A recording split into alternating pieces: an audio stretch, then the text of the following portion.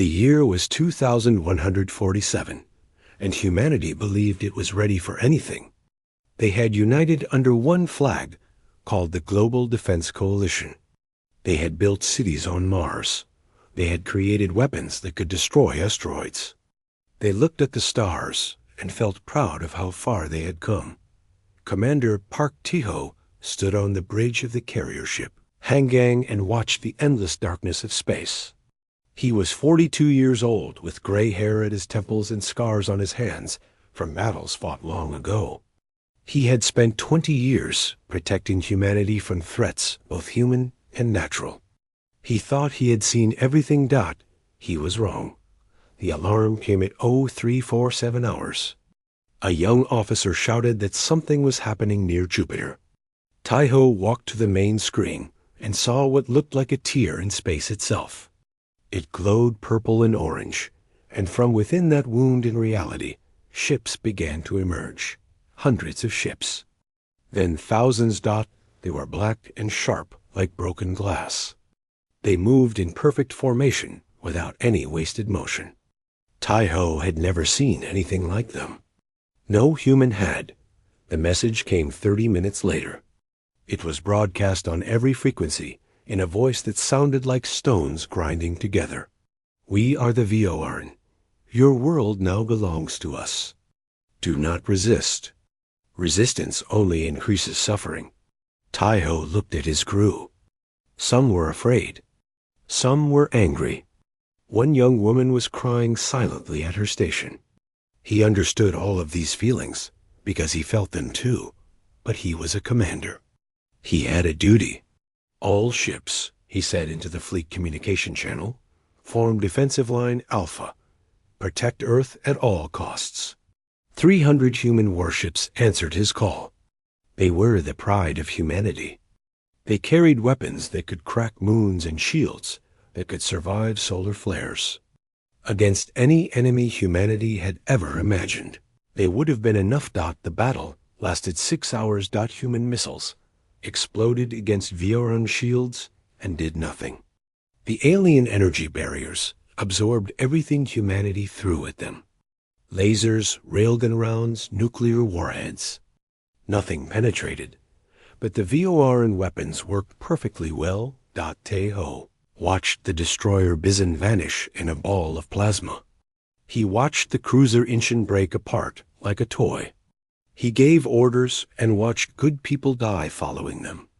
The communication channels filled with screams and static, and then silence. By the end, only 47 human ships remained. The Hanging was burning. Half its crew was dead. Taiho had a piece of metal in his leg and blood running down his face. And the VORN fleet had not lost a single ship. Sir, his first officer whispered, they're heading for Earth. Taiho could only watch as the alien armada descended toward the blue planet below. He had failed. They had all failed. On Earth, Lieutenant Kim Yuna was eating dinner when the sky caught fire. She was 28 years old, an aerospace engineer working at the Seoul Defense Center. She was smart and serious, and had spent her whole life solving problems. Give her any machine, and she could make it work better. Give her any puzzle, and she could find the answer. But she had never faced a puzzle like this. The planetary defense grid activated automatically. Massive railguns on every continent pointed at the sky and fired. Laser stations in orbit unleashed their power. For 10 minutes, Earth threw everything it had at the invaders. The VORN shields held. Then the aliens fired back. Yuna ran through the streets of Seoul as buildings collapsed around her. She saw a dropship land in the distance, and tall figures emerged from it. They were 8 feet tall with gray skin and 4 arms. They moved like predators, fast and precise. She found shelter in a subway station with maybe 50 other people.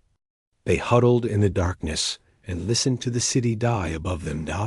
An old woman next to her was praying. A child was asking for his mother. A man in a business suit kept saying, "This can't be happening over and over again." Yuna did not pray.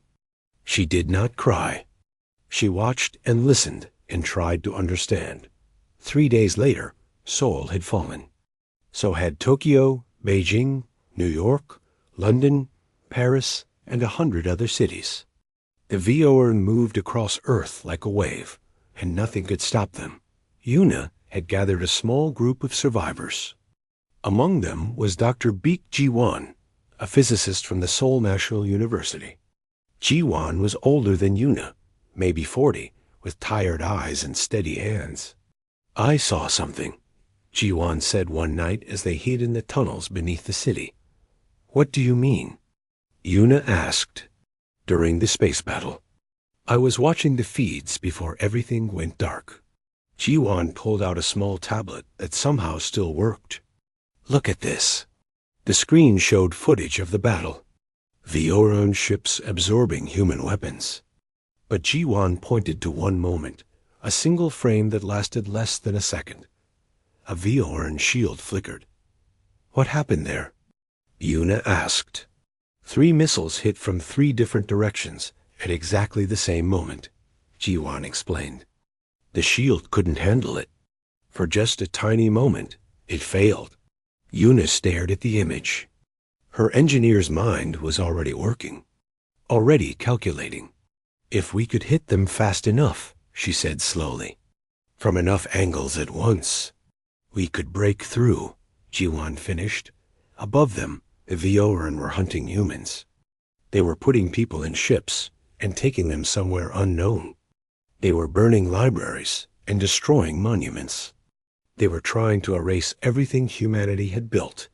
But in that dark tunnel, 2 women looked at a frozen image on a cracked screen. And they saw something the VOR did not expect. They saw hope dot far away. In a field outside a burning city, a broken carrier ship crashed into the earth. Commander Taiho pulled himself from the wreckage. His leg was shattered. His ship was destroyed. His fleet was gone, but he was alive. He looked up at the sky, where alien ships blocked out the stars. He thought about everyone who had died. He thought about his crew, his friends, his world, and he made a promise. "This isn't over," he said to no one and everyone. "We'll find a way. We always find a way." He did not know yet that in Seoul, a young engineer was already finding that way. He did not know that across the world, humans were refusing to surrender. He did not know that the VOR had made the worst mistake any conqueror could make. They had left survivors and humans. As the VOR would learn, were very bad at giving up. 3 months had passed since the VOR came. The world had changed in ways no one could have imagined. The great cities were silent now. Buildings stood empty with broken windows like dead eyes. Cars rusted in the streets where their owners had left them. Nature was already starting to take back what humans had built, with grass pushing through cracks in the concrete and birds nesting in abandoned apartments. The VOR did not want to destroy humanity.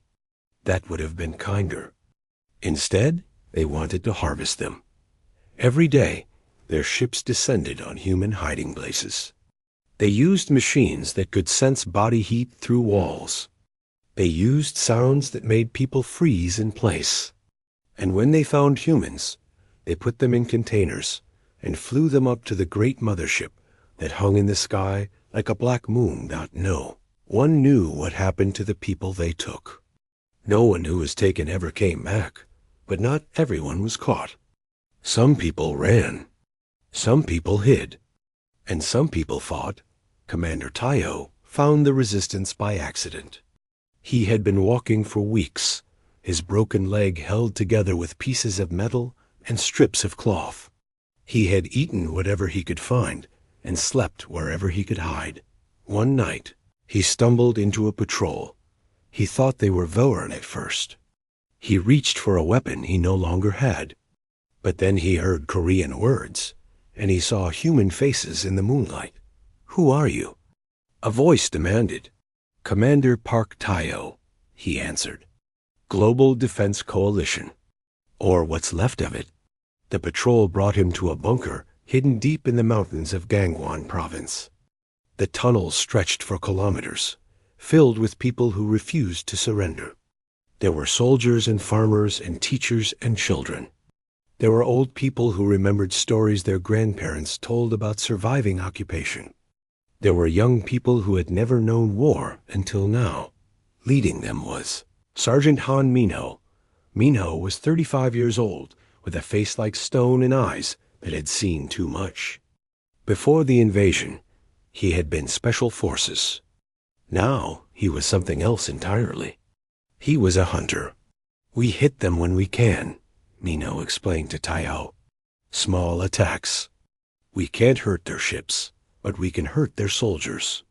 We kill a few here, a few there. We make them afraid. Is it working?" Taiho asked. Minho smiled, but there was no joy in it. "They're starting to patrol in larger groups. They didn't do that before. So yes, it's working." Taiho looked around the bunker. He saw weapons that humans had made for fighting each other, not aliens. Rifles and grenades and rockets. Against Vioran shields, they were almost useless. But these people used them anyway. "I want to help," Taiho said. Minho studied him for a long moment. "Good. We need officers who know how to plan. Most of ours are dead." In Seoul, Yuna and Jaiwan had been busy. The tunnels beneath the city had become a laboratory. Using whatever equipment they could steal or salvage, the two women worked day and night on a single problem: how to break Vioran's shields. Jiwan had figured out the theory. The shields operated on a specific frequency, like a radio station. When hit from multiple directions at once, the shield had to adjust its frequency for each impact point. If you hit it fast enough, from enough angles, the shield could not keep up. But knowing this and doing something about it were very different things. "We need a weapon that can fire hundreds of rounds per second," Yuna said, staring at calculations on a dirty wall. "Each round needs to come from a slightly different angle." "That's impossible," said a young man named No Hanyul. He was an engineer like Yuna, with clever hands and a quick mind. He had lost his family in the first days of the invasion, but had refused to give up. "It's not impossible," Yuna replied. "It's just very hard." She worked for 6 weeks. She barely slept. She forgot to eat until others forced food into her hands. And finally, she built it. The Pulse Cascade rifle was ugly. It was heavy. It looked like someone had welded 3 guns together and added parts from a printer. But when Yuna fired it at a captured piece of Vioran shield technology, the shield flickered and died. "It works," Jiwan breathed. "It actually works." Yuna allowed herself a small smile. Then she looked at the materials list for building more rifles and stopped smiling. They would need factories. They would need resources.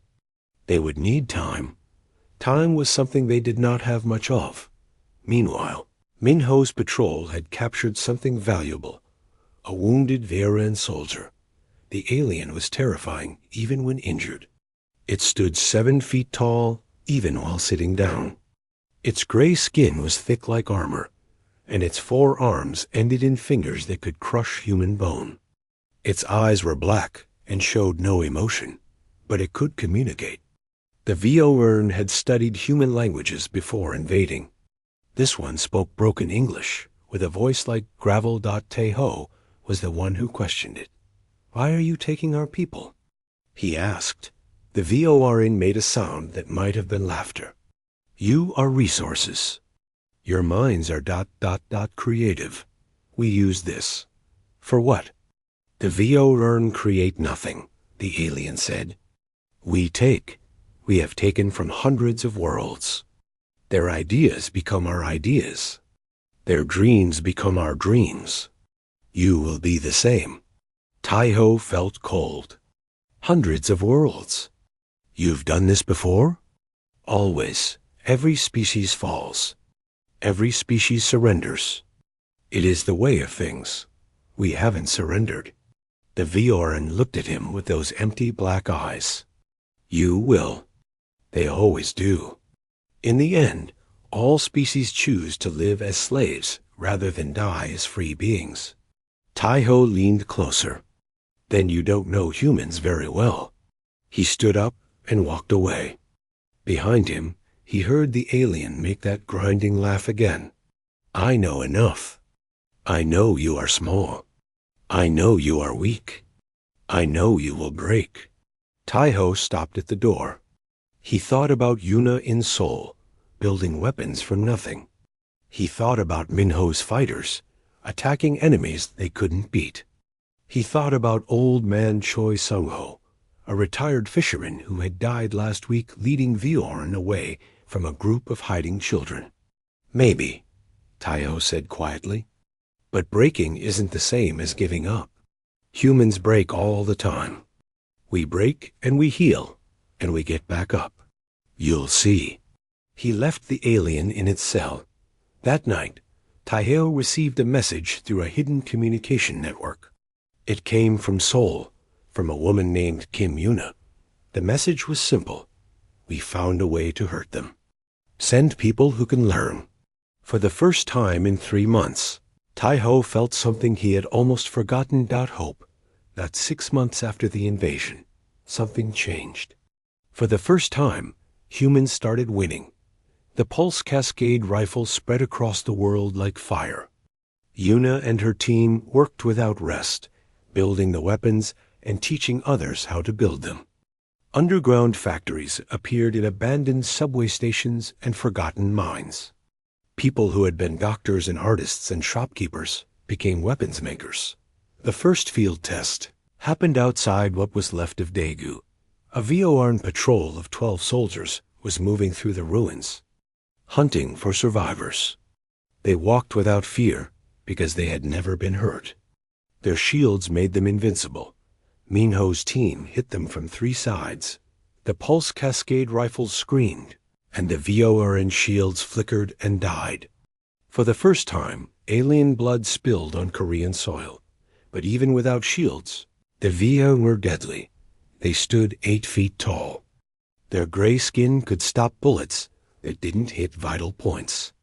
Their 4 arms moved faster than human eyes could follow. 3 of them charged Minho's position, and in seconds, 5 human fighters were dead. Minho put 3 rounds into one alien's head before it could reach him. His soldiers killed the other 2. But by the time the battle ended, 8 humans had died to kill 12 VOREN. It was a victory. But it was an expensive one. We can break their shields now, Minho reported to Tai-Ho that night. But their bodies are still stronger than ours. We need something more. That something came from an unexpected place. Dr. Lee Eungji was a geneticist who had hidden in Bizen when the invasion began. She was small and quiet, the kind of person you might not notice in a crowd. But her mind was extraordinary. She had been studying Vioran biology, using samples from dead aliens. And she had found something interesting. Their strength comes from a hormone in their blood, she explained to Tai-Ho and Yuna in a video call. Their bodies produce it naturally. Ours don't. But I can make something similar. A drug that makes humans stronger? Yuna asked. Not just stronger, faster. The reflexes improve. The pain response decreases. For about 20 minutes, a human becomes ... more. Tai-Ho leaned forward. What's the cost? Eungji was quiet for a moment. The body ages. Every time you use it, you lose time. Maybe days. Maybe weeks. I'm not sure yet. People will still want it, Tai-Ho said. People will line up for it. He was right. When word spread about the serum, volunteers appeared from everywhere. Old soldiers who wanted one more fight. Young people who had lost everything. Parents who wanted to protect their children. They called it the tiger's blood. Tai-Ho was one of the first to use it. The serum burned through his veins like liquid fire. His vision sharpened. His muscles hardened. The pain in his leg, which had bothered him for months, vanished. He felt like he was 20 years old again. He led the first major attack on a VOR harvesting facility. 20 human fighters went in, all carrying pulse cascade rifles, all burning with tiger's blood. They killed 60 VOR soldiers in 15 minutes. They freed 2,000 prisoners.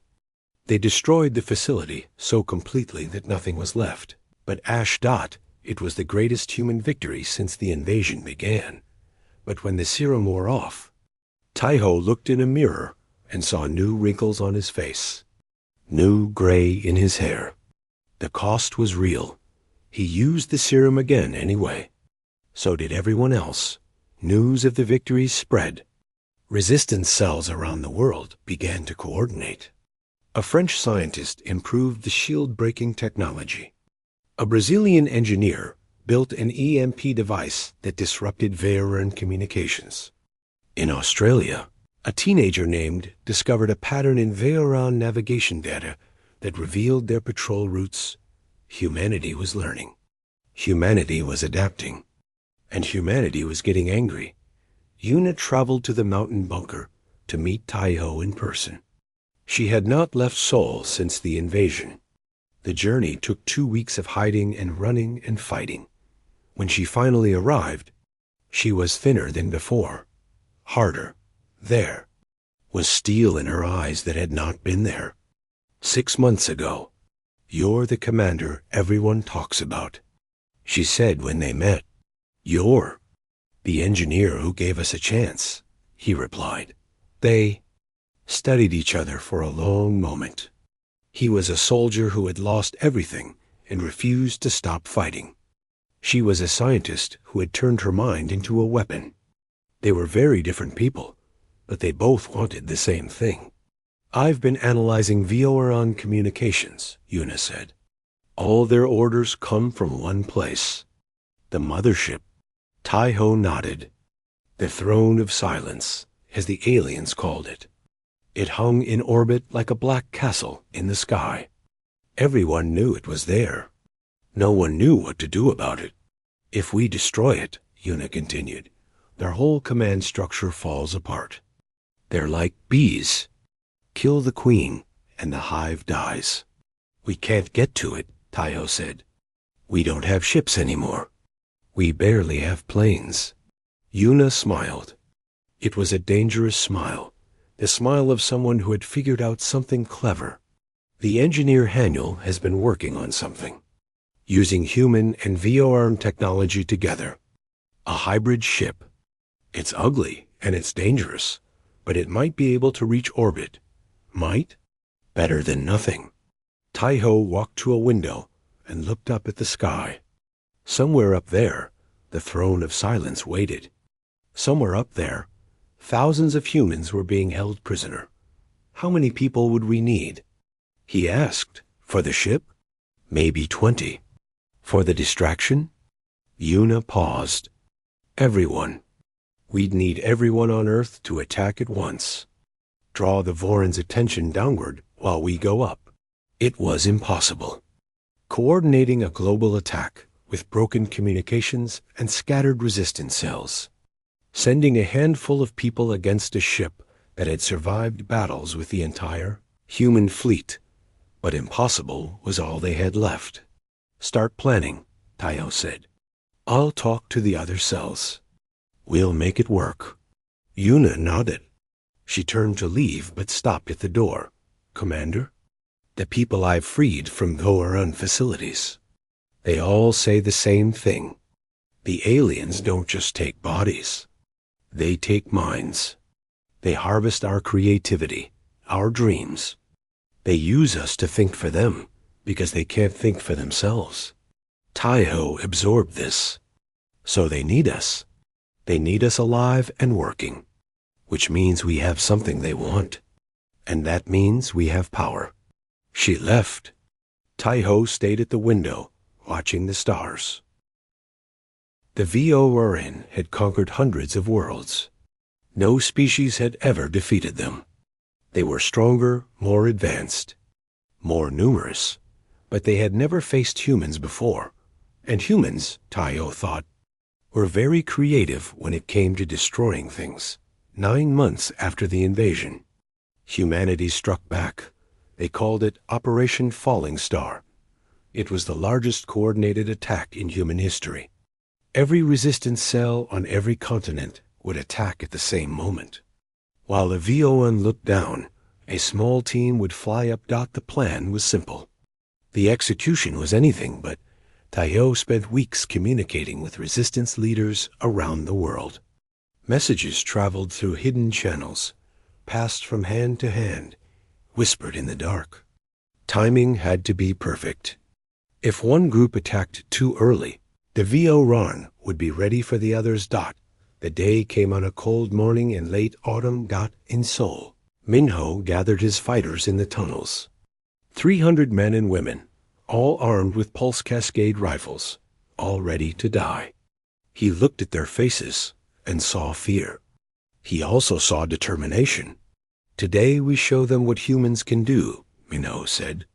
Some of us won't come back. I might not come back. But we're not fighting for ourselves. We're fighting for everyone who comes after.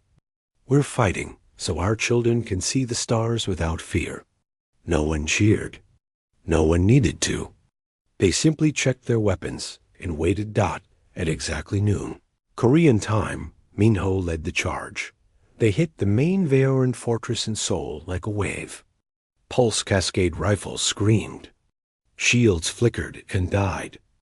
VORAN soldiers fell for the first time in this place where they had felt safe. At the same moment, attacks began everywhere. In Paris, resistance fighters detonated charges beneath a VORAN command center. In Moscow, Commander Nari lay on a frozen rooftop and put bullets through the heads of VORAN officers from 2 kilometers away. She was a former Olympic shooter, and she had not missed a shot in 3 months of fighting. In Rio de Janeiro, fighters drove trucks loaded with explosives into a VORAN harvesting facility. In Tokyo, civilians armed with nothing but farming tools and homemade spears overwhelmed the patrol through sheer numbers. They lost 50 people, killing 4 VORAN. They did not stop. The VORAN were shocked. For 9 months, humans had been prey. Now, suddenly, prey had teeth. While the world burned, Yuna led a team through the ruins of Incheon Airport. They needed a VORAN shuttle. The shuttle was the key to everything. Hanyul's hybrid ship could reach orbit, but it needed parts that only existed in VORAN technology.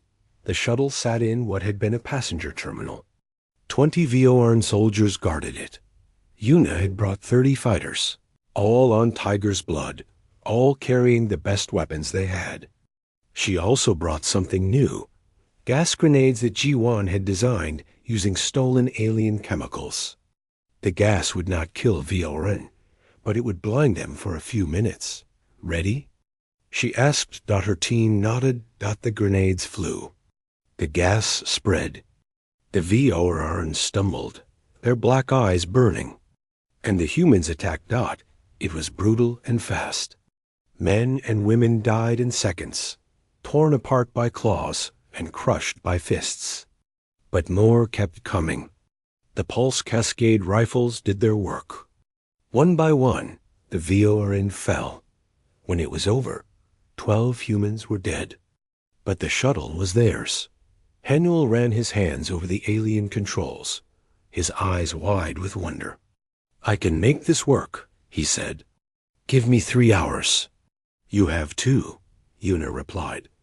While Hanyul worked, the battle raged across the planet. The VORAN were responding now, pulling soldiers from patrol routes to defend their key positions. It was exactly what Taiho had wanted. In Seoul, Minho fought his way to the fortress command center. He had used tiger's blood twice already, and his body was starting to fail. Every movement hurt. His vision was blurring at the edges, but he kept going. The VO regional commander was a massive creature, 9 feet tall with scars on its gray skin. It had conquered worlds before, Earth. It had never lost a battle. It lost this one. Mingho emptied his rifle into its shields until they broke. Then he drew a knife and closed the distance. The commander's claws opened wounds across his chest and face. But Mingho kept cutting until the alien stopped moving. He collapsed next to its body, breathing hard, bleeding from a dozen wounds. His soldiers found him there, still alive, still holding his knife. "Did we win?" he asked. "The fortress is ours," someone answered. Minho smiled and passed out. At Inchin. The hybrid ship was ready. It was ugly, just as Yuna had said. Human metal welded to alien curves. Engines that should not work together somehow did. Hanuel had performed a miracle with spare parts and desperation. Tayo arrived with his strike team. 15 volunteers, all veterans, all ready to die. They climbed into the ship while Vioran fighters screamed overhead, finally responding to the threat. "Get us up there," Tayo told Hanuel. The engineer nodded. He looked tired, older than his years. The tiger's blood had taken a lot from him. "I'll get you there," Hanuel said. "I promise." The ship launched. It shook and rattled and screamed as it climbed through the atmosphere. Vioran fighters chased them, firing weapons that barely missed. Hanuel flew like a man possessed, dodging and weaving through attacks that should have killed them. They broke through the atmosphere. Space opened up before them, black and endless. And there, hanging against the stars, was the throne of silence. The mothership was enormous. It stretched for kilometers, a black mountain floating in the void. Looking at it, Tayo understood why no species had ever defeated the Vioran. How could you fight something so vast? But he had learned something in these 9 months. Size was not everything. Will mattered. Determination mattered. The refusal to give up when giving up would be easier. "Take us in," Tayo ordered. Hanuel found a hangar bay and flew toward it. But as they approached, Vioran guns locked onto them. There was no way through. "I can draw their fire," Hanuel said quietly. "But I won't survive it." Tayo looked at the young engineer. Hanuel looked back. There was no fear in his eyes. Only peace. "Tell them we never stopped fighting," Hanuel said. "Tell them humans don't quit." He pushed the ship forward, directly into the guns. They fired. The ship shook. Alarms screamed, but the others made it through. Tayo and his team crashed into the hangar as the hybrid ship exploded behind them. Hanuel was gone. Another name on a list that was already too long. No time to mourn. Tayo stood up, checked his weapon, and looked at his team. "We're inside. We have one job. Destroy the reactor, and this whole ship dies. Let's move." They ran into the darkness of the alien ship, ready to give everything for a chance at victory. Behind them, Earth was fighting. Humans were dying. The future of the species hung in the balance. It all came down to what happened next. The inside of the throne of silence was cold and dark. The walls pulsed with a faint purple light, and the air smelled wrong, like metal and something rotting. Tayo and his team moved through corridors that were built for creatures much taller than them. They had started with 15 fighters. Within an hour, they were down to 9. The Vioran defenders came in waves. Elite guards, the best soldiers the aliens had. Each one was worth 10 normal Vioran, with better armor and faster reflexes. Tayo's team used their pulse cascade rifles until the ammunition ran low, then switched to explosives, then to knives. Private Song Daya was 20 years old. She had been a university student before the invasion, studying literature. Now she carried a rifle and wore the scars of a dozen battles. When they reached a junction, she stopped. "They're coming from behind," she said. "A lot of them." Tayo looked back. He could hear the heavy footsteps now, dozens of them. "We can't fight on 2 fronts," one of the soldiers said. Dai checked her ammunition. She had 1 magazine left and 3 grenades. "Then go," she said. "I'll hold them." "That's suicide," Taiho said. Daiyu smiled. It was a young smile, a smile of someone who had made peace with what was coming. "I know, but someone has to stay, and you need to finish this." There was no time to argue. There was never enough time. Taiho put his hand on her shoulder. "We'll remember you." "Make it worth it," she replied. He ran. His team ran. Behind them, they heard Dai's rifle start firing. They heard her grenades explode. They heard her voice, screaming defiance at enemies she could not defeat. Then they heard silence. The reactor chamber was massive. It glowed with blue light that hurt to look at. Machines hummed with power that could destroy cities. And standing between Taiho and the reactor were 3 Vioran elite guards. His team had 4 people left. They were out of ammunition for the pulse cascade rifles. They had pistols, knives, and 1 last dose of tiger's blood each. Taiho looked at his soldiers. They looked back. No one needed to speak. They drank the serum. Fire burned through their veins. Their eyes sharpened. Their muscles hardened. For these last minutes, they would be more than human. And then they charged. The battle was chaos. Claws and fists and blades in the blue light. One of Taiho's soldiers died in seconds, his chest torn open. Another managed to wound a guard before being thrown against a wall. The third fought like a demon, dodging and striking, until a claw caught her throat. Taiho faced 2 guards alone. He had no weapon. His body was breaking down from too much serum.